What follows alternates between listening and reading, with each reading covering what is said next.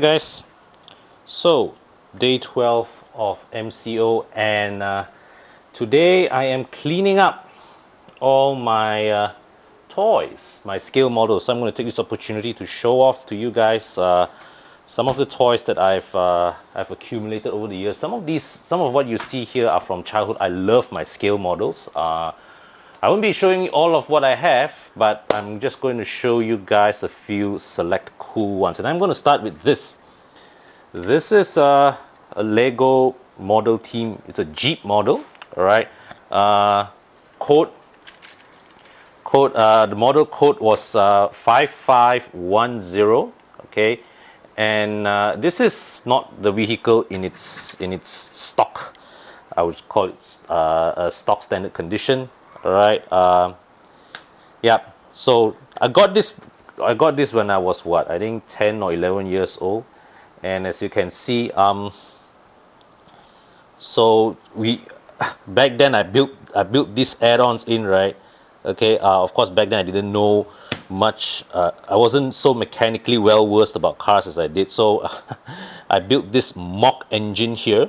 It's a transverse engine, but of course I didn't know at that time that this vehicle could not have been powered by a transverse mounted engine. It would have actually been a longitudinal engine if I were to be accurate about it, but I wasn't.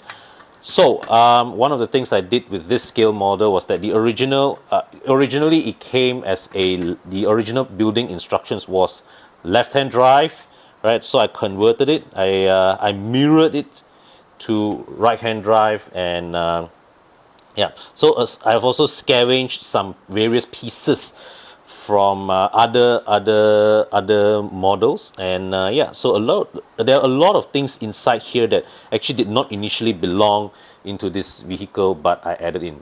This grill, for example, this grill didn't come with this car at all. This was actually what I think was a fence for one of those Lego model houses. So I put this in. All right, and yeah, this is the side mirrors. These lights also, these weren't the original lights that came with the car, right? I also took these gears to put as wheel caps for the rear, right? Added reverse lights, signal lights here, yeah. Additional brake lights here as well. So did a lot of modification with this car. Well, sort of a lot of modification. Yeah, played with this a lot when I was a child, and obviously it still occupies a special place in my heart. And yeah, so it survived, and I keep this here with me. Okay, so I kept it inside my cupboard, so it's not that dirty. I'm just going to give it a wipe. Yep, and all is good. So the next piece of relic from my childhood. This is the Enterprise D. This one has a bit of a sentimental value for me. My late uncle in Canada bought this for me when I went to visit him in 1995.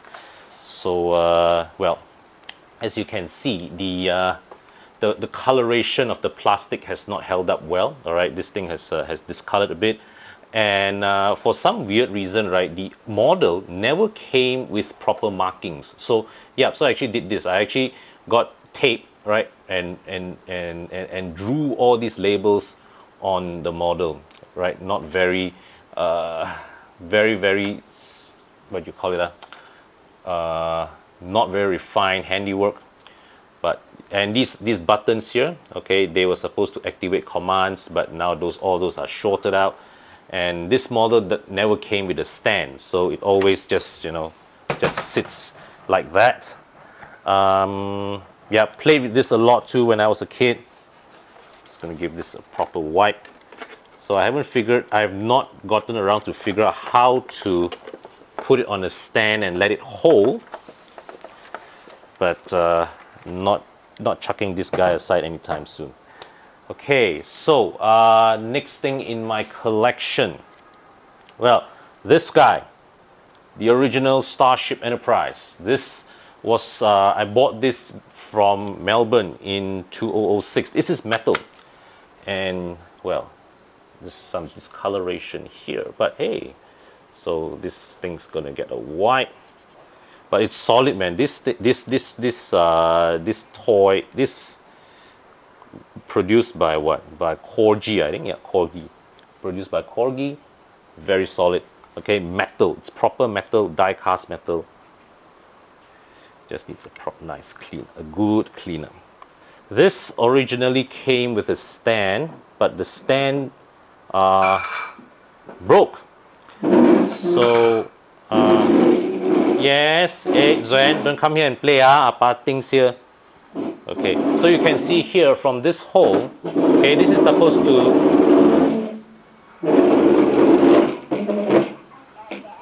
Okay, so this is supposed to be where the stand goes to hold the ship up like this. Okay, but the stand broke. It's a plastic stand that broke, and that's the problem with all these Star Trek toys. These Federation starships, they are not well balanced in terms of their weight. Yes. Appa's car, yes. So yeah, it's difficult to stand them properly. Okay, so let's see. So another thing that I brought from my time in Australia. This was bought when I was studying in Melbourne in 2006. So this is one thing I brought back from there. The other thing I brought back from there, yes, yes. This guy, good old Knight Industries 2000. Check it out, guys. Okay, so yeah, check out the interior detail of it. Okay, I'm just gonna let the side of it do the talking. The boot opens. Okay, license plate. Now this is the sunroof. You can remove it. Okay, this really is one of my yeah. Okay, and these LEDs work. These LEDs work. It's just that the battery is gone, so I've removed the battery from the model. All right, but these LEDs actually work. You can activate them, and it will go to that scanner bar like how you saw in the series. Okay, let me just show you one all around. Yes, and complementing this guy is the brother. Okay, this is the brother. We've got car. All right, this is car. All right, you can see car, Kid's Evil Twin. Yes, okay. I think I bought this from the Bangkok Suvarnabhumi Airport, the duty free section. Yes, yes, okay. Yes. Juju's car. So, continuing on our theme of cars from screen. This is the DeLorean. This is my car. Yes. Okay, okay. Next time when you are bigger, Appa let you play with all these, okay? Yes. This is my car. Okay, let me just clean this up. This guy's got a bit of dust on it. Now this DeLorean here, yes, okay. Next time Appa give you, huh?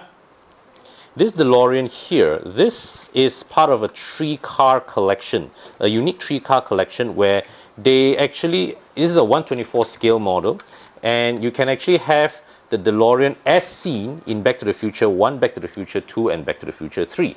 So this one that I bought here, this is the Back to the Future 2 version with the Mr. Fusion protrusion out there. My God. See, that's the problem. I stay in a very dusty area, so there's a lot of dust inside here. Yes.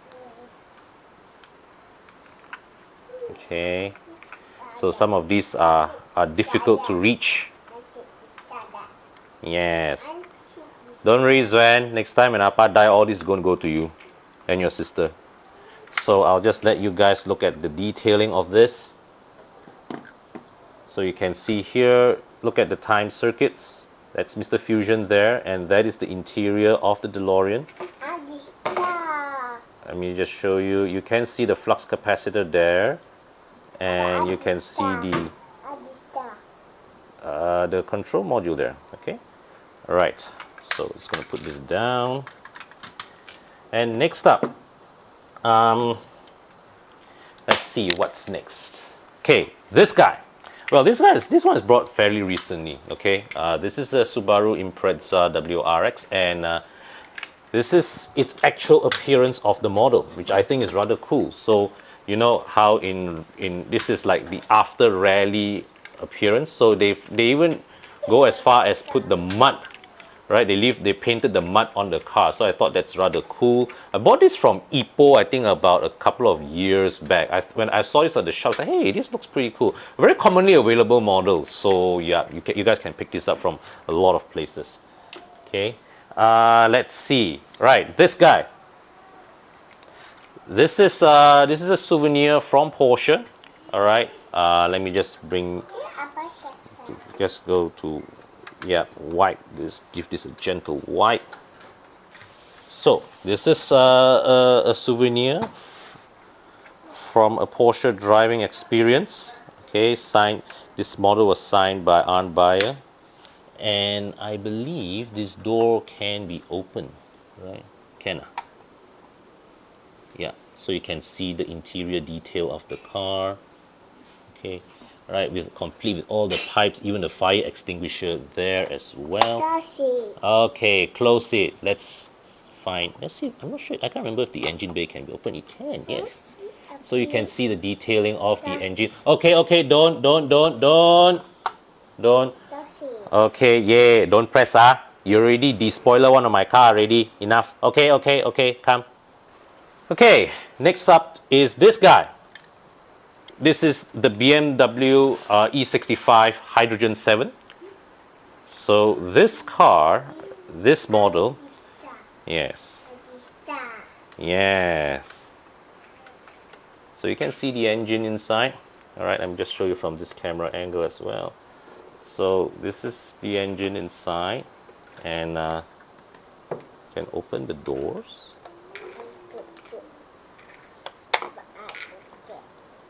Okay. So you can see the interior of it, very nicely detailed, right? And there you go, the rear end of the car. Now the story of this car has a story behind it.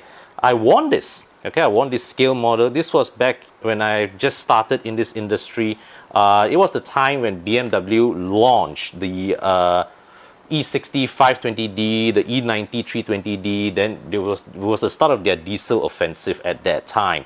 And I was invited to a media drive where we drove these cars.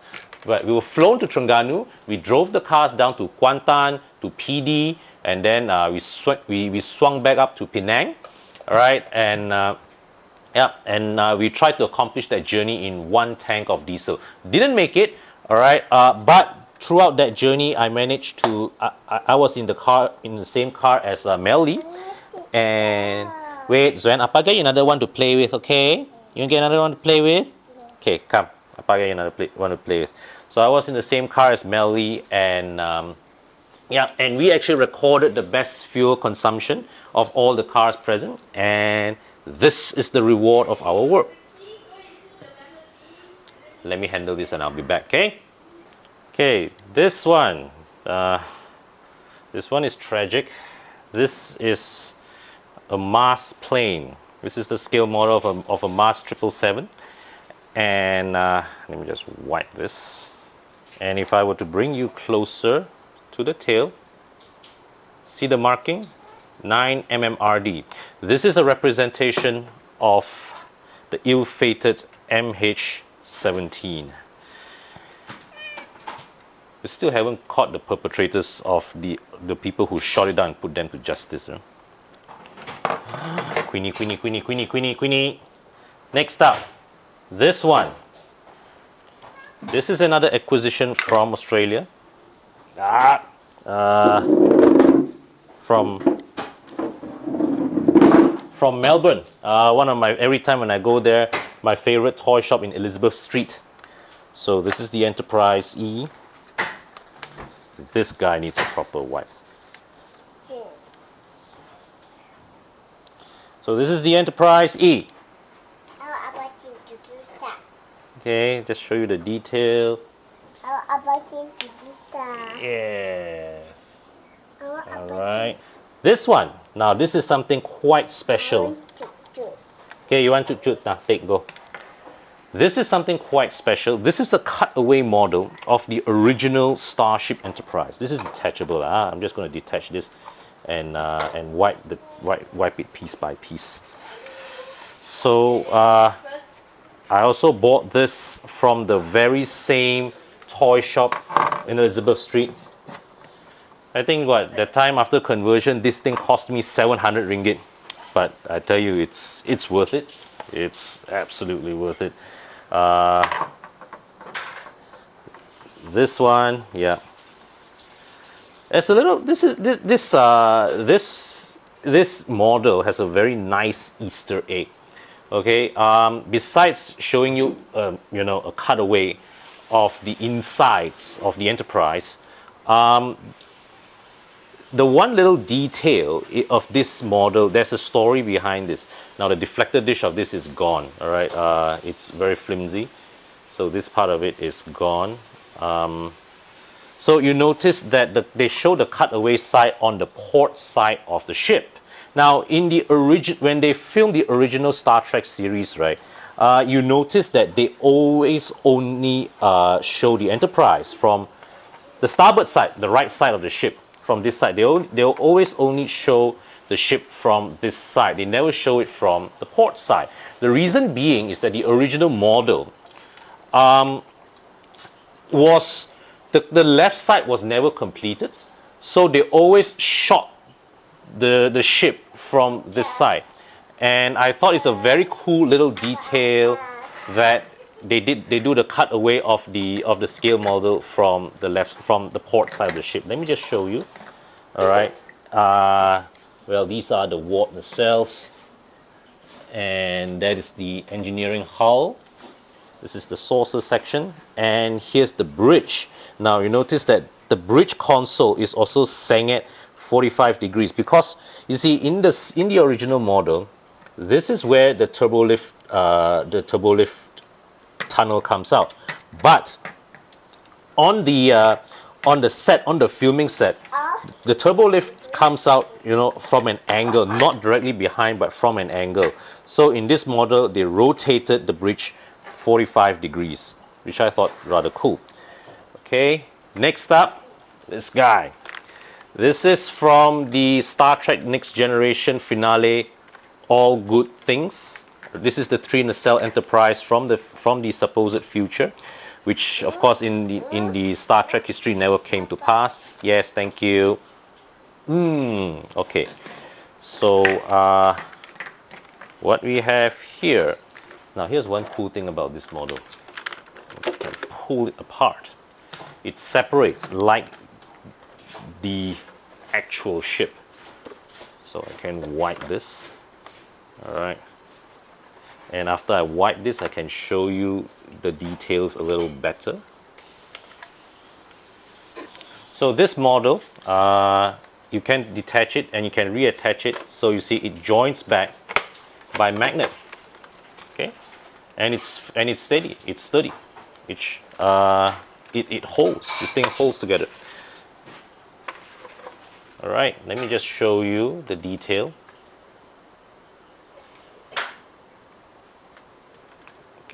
Front to back. Yes. Okay. Very nice. Now. Yes. And yes, and we have come to the last one. This one. Klingon bird of prey. Which these parts here really catch dust. And it has and they deliberately painted this with a slightly battered appearance, consistent with how the bird of prey is usually portrayed in the series and in the movie. So the bird of prey here, this is a recurring adversary in Star Trek, first appeared in Star Trek 3, The Search for Spock, and this model has been consistently used and reused again. And here's one cool feature about this model. Check this out. The wings actually fold up.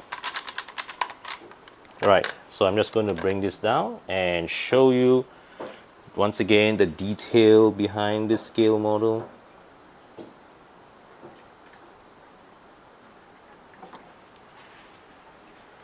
And there you go. Okay, so guys, there you have it. These are a selection of some of my most prized scale models. Now that I've done cleaning them up, it's time to put them back.